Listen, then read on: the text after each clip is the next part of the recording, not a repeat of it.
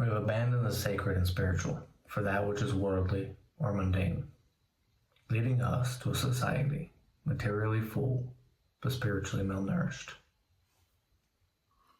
Our day-to-day life and existence is rife with anxiety, isolation, and a compulsion to prove instead of a calm, centered existence. Let's dive in and figure out why and how this manifested. And first we'll start with outward expression. Humans naturally orient themselves to something higher, even if it's unnamed. We've done this throughout all of history. When traditional sacred framework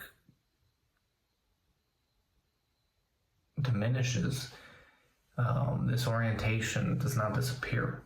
It simply relocates, leaving us with a myriad of secular devotions that mirror spiritual structures without the spiritual grounding. So what does this look like in the world? We'll start with celebrity, where parasocial relationships often mirror traditional veneration. Now, people are often critical of celebrities and cite that they have a responsibility to be role models. I, for one, don't agree with this. To admire talent isn't the same thing as to admire character, yet we're no longer making this distinction. We have role models, and we have role models in the public that deserve admiration. We have done a very bad job at holding these individuals up, and we've often allowed fools to take their place, and that's at least a point that deserves a little bit more investigation as to why. That's not the point of this video. Anyway, let's move on to sports. Stadiums are filled with devotees, and matches often contrast good, which would be your team, versus evil, the other team. And a stadium gathers people in structured, repeated ceremonies, similar to ritual practice. Think national anthems, fixed schedules, specific chants, coordinated movements, shared emotional peaks that create a rhythm that resembles liturgical participation.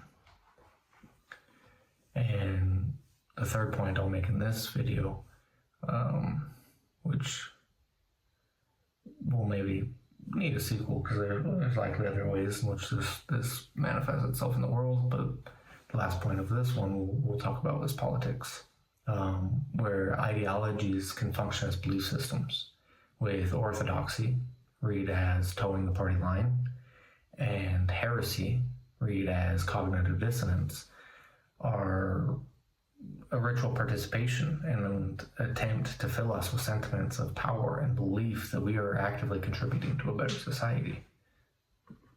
Now, I'm not here advocating monasticism or turning your back on the world. I'm not saying you shouldn't engage with these things for leisure, entertainment, or civic duty. I'm only here to give cautionary warning, that they have a tendency to serve as secular altars, places where attention, sacrifice, and hope are offered in place of a relationship with the sacred and divine. So next we'll move on to inward expression, how these things find themselves in us, not necessarily manifested in the world. And social media has come along and exacerbated the problem, because in a secular age, this orientation often collapses inward. The self becomes the object of devotion. Constant comparison, anxiety, and ambient hostility emerge when nothing truly worthy directs our attention. Disconnecting from the sacred leads individuals to cling to their own self-importance or external validation to fill the void. Our identities therefore remain fragile or built on sand, so to speak, with any valid criticism folding us like a lawn chair receiving the back end of a rhinoceros.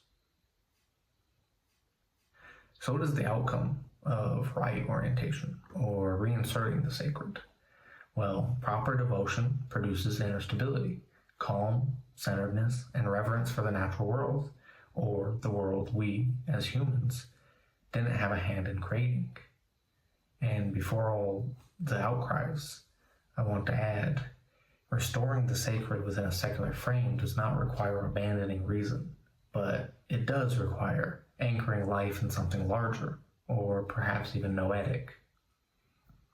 And at this point, you're probably asking, okay, Hunter, well, how? How do we attain this? And that's what I'm here exploring. So subscribe and we venture along together.